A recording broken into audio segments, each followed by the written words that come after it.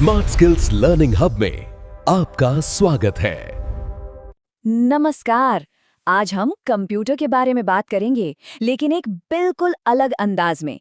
चलिए कंप्यूटर के हिस्सों को एक बातचीत की तरह समझते हैं।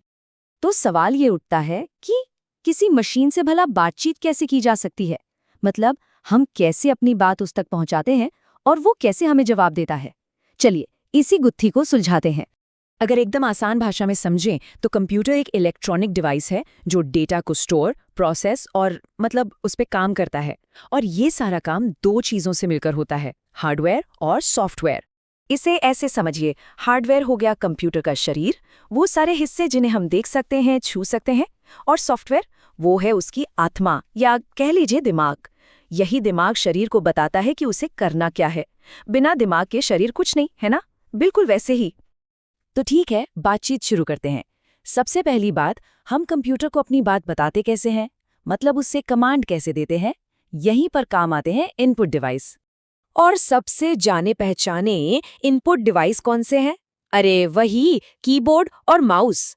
कीबोर्ड से हम लिखते हैं, अपनी बात कहते हैं, और माउस से स्क्रीन पर चीजों को चुनते हैं, उन्हें हिलाते हैं। ये कंप्यूटर से बात करने के सबसे बेसिक तरीके हैं। पर रुकिए, बात सिर्फ कीबोर्ड और माउस तक ही सीमित नहीं है।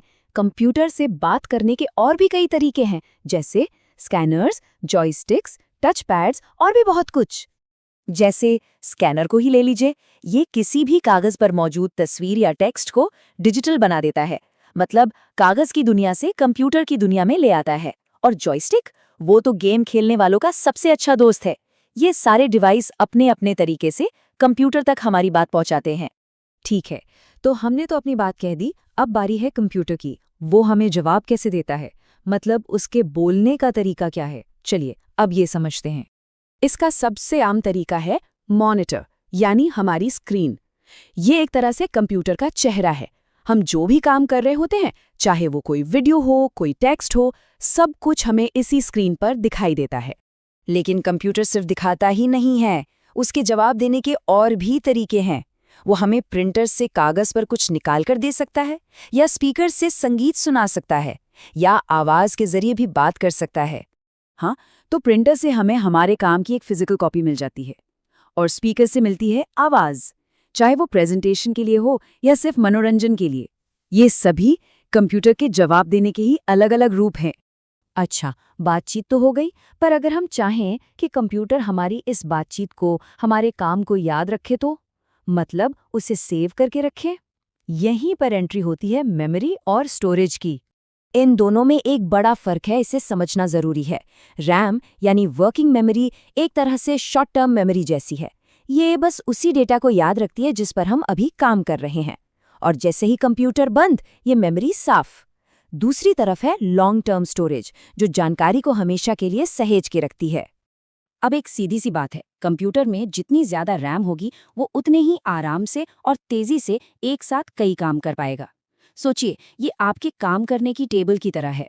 टेबल जितनी बड़ी होगी, आप उतनी ही ज्यादा चीजें फैलाकर आराम से काम कर सकते हैं, है ना? तो चलिए अब बात करते हैं लॉन्ग टर्म मेमोरी की, यानी स्टोरेज की।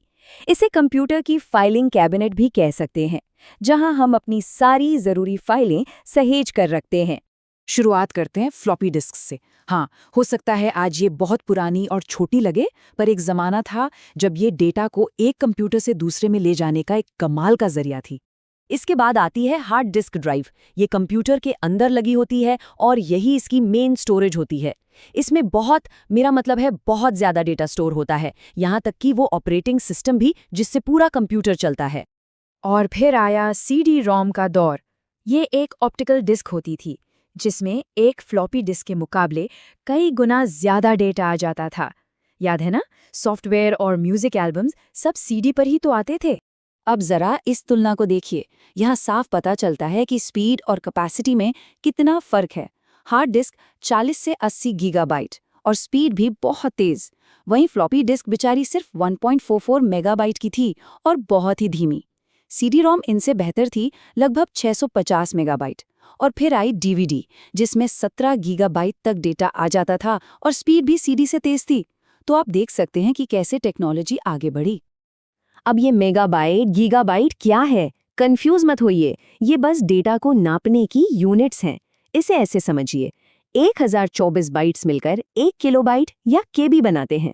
फिर 1024 केबी से बनता है 1 मेगाबाइट यानी एमबी, और 1024 एमबी मिलकर बनाते हैं 1 गीगाबाइट मतलब जीबी।